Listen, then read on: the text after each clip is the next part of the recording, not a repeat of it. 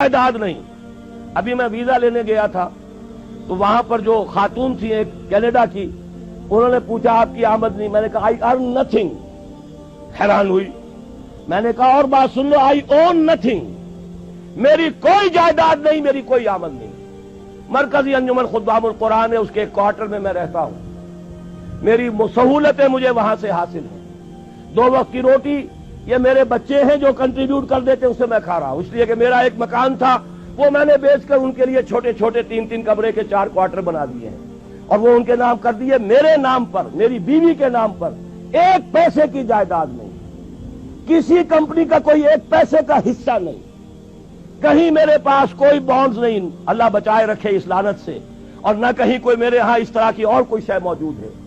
تو یہ اچھی طریقے سے جان لیجئے، میں نے زندگی لگائی ہے اسی کام کے لیے لگائی ہے. مجھے کوئی احساس محرومی نہیں ہے. روٹی مجھے ملتی رہی ہے، آج تک فاقہ نہیں آیا ہے. رزق اللہ نے اپنے ذمہ رکھا ہوا ہے، لیکن میری توانائی لگی ہے میکسیمم قرآن پڑھنے اور پڑھانے میں. خیرکم من تعلم القرآن وعلمہ. اور یہ کس لیے کیا؟ جب انجمن خدام القرآن لاہور کی قائم کی تھی، اس کے دیباچے میں لکھ دیا تھا کہ میں صرف انجمن بنانے کا قائل نہیں ہوں، میرے پیش نظر اقامت دین کی فرضیت ہے. میں ایک جماعت قائم کرنا چاہتا ہوں. یہ پہلا قدم ہے مرکزی انجمن خدام القرآن کا. اور یہ 1972 کی بات ہے، آج سے 21 برس قبل کی جو میں آپ کو بتا رہا ہوں. بہرحال پہلا کام وہی ہے جو حضور نے کیا. فرق یہ ہے وہ کافر تھے، انہیں قرآن کے ذریعے سے ایمان کی طرف دعوت دی گئی. ہم مسلمان ہیں، ہمیں قرآن کے ذریعے سے تجدید ایمان کی دعوت دینی ہے. مرحلہ 1 ہی ہے، اس میں کوئی فرق نہیں. نمبر 2 وہ جو حدیث میں سنا چکا ہوں، آمرکم بخمس بالجماعت والسمع والطاعت والہجرت والجہاد فی سبیل اللہ. اب جو لوگ واقعتاً شعوری ایمان اختیار کریں، شعوری طور پر فیصلہ کریں کہ مسلمان جینا ہے، مسلمان مرنا ہے، ان صلاتی و نسکی و محیای و مماتی للہ رب العالمین، یہ طے کریں نا پہلے. صرف جلسوں سے تو نہیں ہوگا، یہ تو ہوگا تو پھر کچھ کرنے سے ہوگا. اور کرنے کے لیے میدان میں وہ آئے جو پہلے اپنی ذات پر اپنے گھر میں دین نافذ کر چکا ہو. اگر یہ نہیں ہے تو جھوٹا ہے، فریبی ہے، اسلام کا نام لیتا ہے. تو اپنی ذات پر اپنے گھر میں اسلام قائم کرو اور پھر جڑ جاؤ. ایک مل جل کر ایک جمعیت بنو، ایک طاقت بنو، ایک قوت بنو، جماعت بنو، حزب اللہ بنو. آمرکم بخمس، میں تمہیں 5 باتوں کا حکم دے کر جا رہا ہوں. جماعت کی شکل میں رہو، جماعت بھی ڈھیلی ڈھالی نہیں. بالجماعت والسمع والطاعت، سنو اور اطاعت کرو. Listen and obey. ایسی منظم جماعت. یہ منظم جماعت کیا کرے گی؟ ہجرت اور جہاد. ہجرت کے بارے میں پوچھا گیا، ای الہجرت افضل یا رسول اللہ، اے اللہ کے رسول یہ بتائیے سب سے افضل ہجرت کون سی ہے؟ فرمایا ان تہجر ما کرہ ربک، ہر اس چیز کو چھوڑ دو جو تمہارے رب کو پسند نہیں.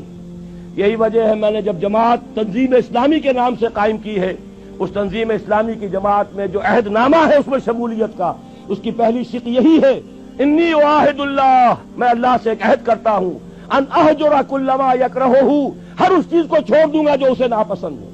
یہیں سے شروع ہوگی ہجرت. اسی کو کہا ہے یہ سب سے اونچی ہجرت ہے، افضل ہجرت ہے. اور اس کے بعد جہاد ہے، تن من دھن لگاؤ اللہ کے دین کے لیے، اللہ کے دین کی سربلندی کے لیے. اور اس کے 3 مرحلے آئے ہیں ہماری ایک حدیث کے اندر. تم میں سے جو کوئی بدی کو دیکھے، حدیث بہت عام ہے، سب کو یاد ہوگی. اس کا فرض ہے طاقت سے روکے، اور اگر اس کی ہمت نہیں ہے زبان سے روکے. اس کی بھی ہمت نہیں ہے تو دل سے نفرت ضرور رکھے، اور یہ ایمان کا کمزور ترین درجہ ہے. ظاہر بات ہے اس جماعت میں، تنظیم اسلامی میں، اس حزب اللہ میں، اس خلافت کو قائم کرنے والی آرگنائزیشن میں وہی لوگ آئیں گے جنہیں بدی سے نفرت ہے اور نیکی چاہتے ہیں کہ قائم ہو جائے. وہ معاونین کی تحریک ہم نے رکھی ہے، تحریک خلافت کے معاونین. تنظیم میں آنے کے لیے بیعت ہے، بیعت سمع و طاعت فی المعروف. شریعت کے دائرے کے اندر اندر جو حکم دو گے مانیں گے. وہ حکم کوئی بھی ہو، ہماری طبیعت کے مطابق ہو یا ہماری منشا کے خلاف ہو، شریعت کے خلاف نہ ہو تو مانیں گے. یہ ہماری بیعت ہے تنظیم اسلامی میں شمولیت کی. لیکن ہم نے ایک خانہ اب شروع کیا ہے، تحریک خلافت. بتائیں تو صحیح لوگوں کو خلافت ہے کیا؟ یہ خلافت جو ہے یہ صرف کوڑے لگنے کا نام نہیں ہے، یہ خلافت صرف ہاتھ کاٹنے کا نام نہیں ہے، یہ خلافت صرف رجم کرنے کا نام نہیں ہے.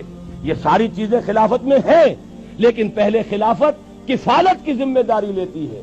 پہلے خلافت تمہیں حقوق دیتی ہے، پہلے خلافت جو ہے تمہیں تعلیم دیتی ہے، تمہیں توبہ کی توفیق عطا کرتی ہے. اس کے بعد بھی اگر آپ کی روٹی کپڑا مکان ریاست کی ذمہ داری ہو پھر بھی آپ چوری کریں تو ہاتھ کٹے گا.